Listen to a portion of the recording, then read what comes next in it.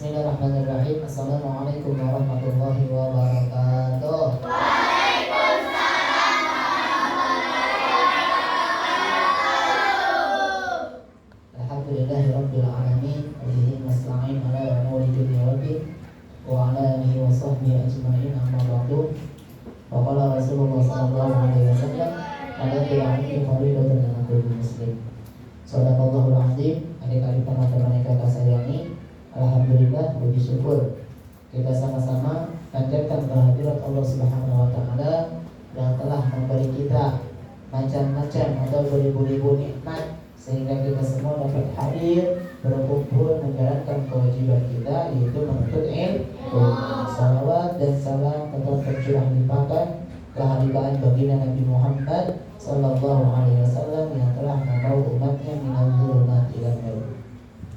Adik-adik teman-teman yang kakak sayangi, pada kesempatan ini sedikit banyak kakak akan menyampaikan materi mengenai azan. Nih, yang mana setiap hari kita mendengar kalimat azan, harus tahu juga ilmu tentang azan tersebut. Biasanya para laki-laki tahu ini yang senang azan, yang senang azan. Maka dari itu berusaha untuk memperbaiki dari segi ilmunya. Tiap hari kita mendengar kalimat-kalimat azan yang dikumandangkan baik di musola, di masjid, begitu menggema. Sedangkan harus tahu dulu apa itu azan, apa itu pengertian azan. Di sini dijelaskan perkataan azan berasal dari bahasa Arab, yaitu azanun, yang berarti pemberitahuan. Sedangkan menurut istilah, seruan pemberitahuan tentang datangnya waktu sholat fardu dengan mempergunakan lafaz yang telah ditentukan oleh syarak atau oleh syariat. Bahasa simpelnya seperti ini: azan itu memberitahukan kepada khalayak bahwa waktu sholat telah tiba. Beda ini, ada waktu sholat telah tiba, ada waktu sholat akan segera dimulai. Kalau azan, waktu sholat telah tiba. Kalau qomat, waktu sholat segera dimulai. Paham? Nah, itu bedanya di situ. Setelah kita memahami tentang pengertian azan, kita juga harus memperhatikan kalimat atau lafal-lafal azan. Ya, dari mulai kalimat takbir sampai kalimat la ilaha illallah. Perhatiin. Ini biasanya karena laki-laki nih saking bulu-bulunya grogi, ketuker. Hayal sholatnya jadi kedua, malah hayal falah. Kalau kan ditukar, yang pertama hayal sholat, kedua hayal falah. Hayal sholat lagi, hayal falah lagi. Makanya harus benar-benar diperhatikan. Kalimat pertamanya Allahu Akbar, Allahu Akbar. Berapa kali? 2 kali. Lanjut, asyhadu an la ilaha illallah. Berapa kali? 2 kali juga sama. Kemudian asyhadu anna Muhammadar Rasulullah. Berapa kali? 2 kali. Hayya 'alas shalah. Berapa kali? Hayya 'alal falah. Berapa kali? Allahu akbar, Allahu akbar, la ilaha illallah. Itu kalimat azan. Baik, dong. Umat Islam harus bisa, terutama laki-laki. Jangan malu ketika kalian disuruh azan di musola atau di masjid. Baik, dong. Nah, adabnya nih, ketika mendengar kalimat azan dikumandangkan di musola maupun di masjid, terutama diam. Kita menghormati bahwa ada seseorang yang sedang mengumandangkan azan. Diam dulu, jangan bercanda mulu. Yang lagi main bola, jegar, ketika dengar kalimat azan, diam dulu, berhenti. Paham? Itu salah satu adab kita untuk memuliakan kalimat atau seruan azan. Paham itu? Apa yang harus dilakukan? Yang pertama, ketika ada kalimat azan dikumandangkan, pertama diam, kemudian ikuti, agar kita mendapatkan pahalanya sama seperti orang yang mengumandangkan azan. Contoh, ketika seorang muazin mengumandangkan Allahu Akbar,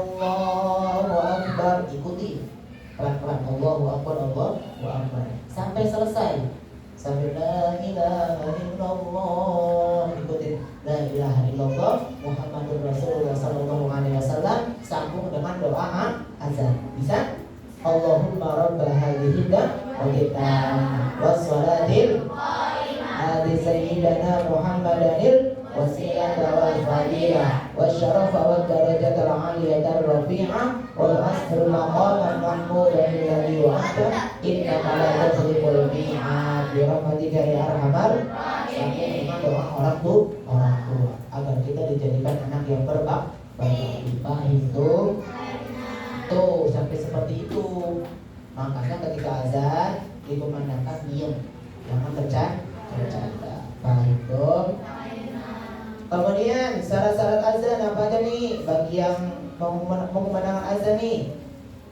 Ketika seseorang mengumandangkan azan di musola baik di masjid harus tahu waktunya.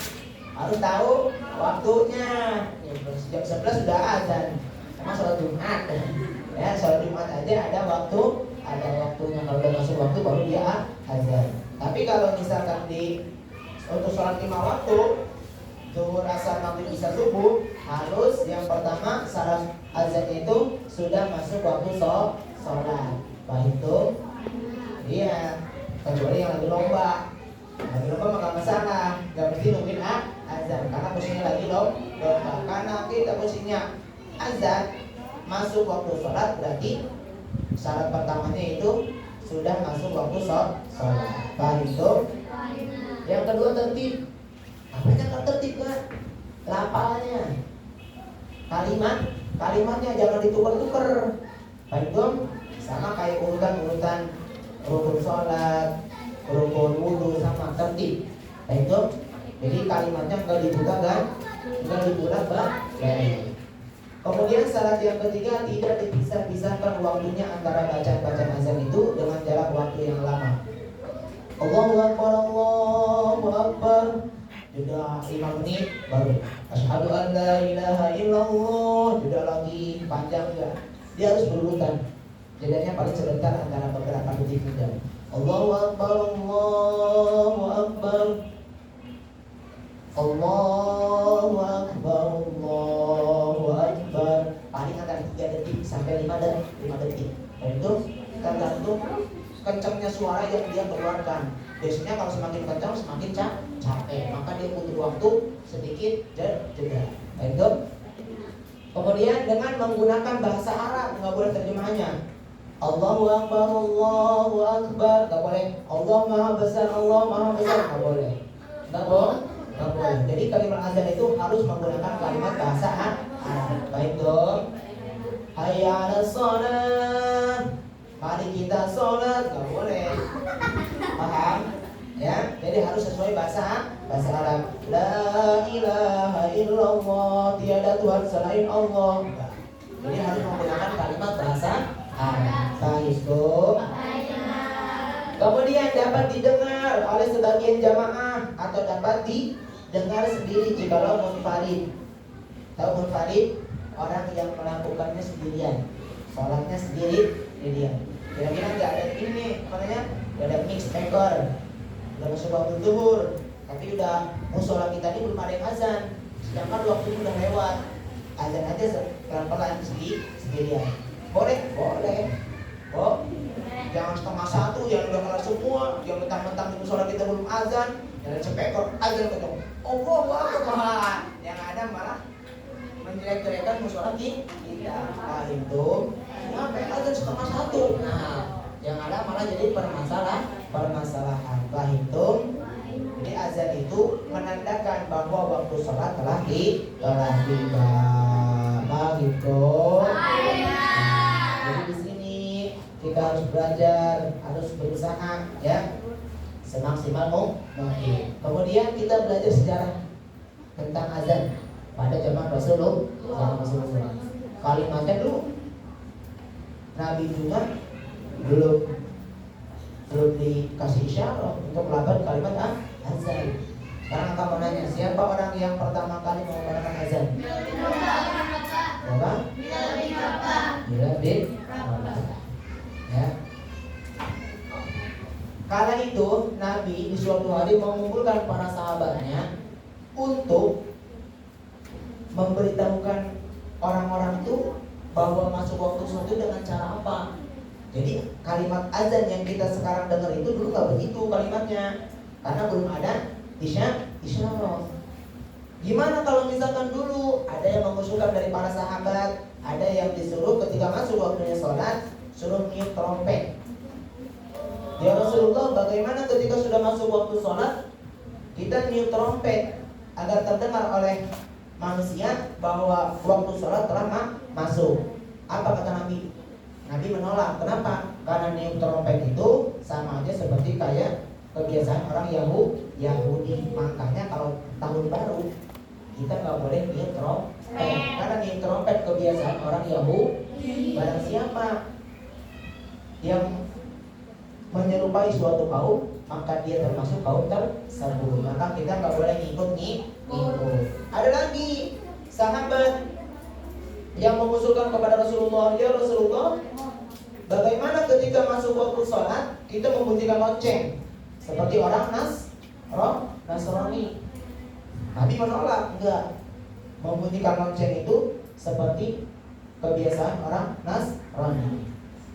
Sama, ditolak sama Nabi. Kemudian ada lagi yang mengusulkan sahabat, bagaimana Rasulullah ketika masuk waktu sholat kita menyalakan api?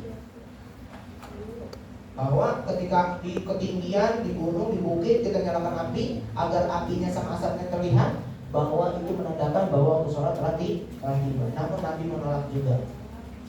Kenapa? Karena mulai niup trompet, membunyikan lonceng, menyalakan api itu kebiasaan orang-orang Yahudi, Nasrani, dan Majusi. Maka dari itu hikmah buat kita semua dari apa yang kita pelajari pada malam hari ini. Kenapa kita nggak boleh niup trompet? Karena itu kebiasaan orang Yahudi. Barang siapa yang mengikuti suatu kaum, yang menyerupai suatu kaum, maka dirinya termasuk kaum tersebut.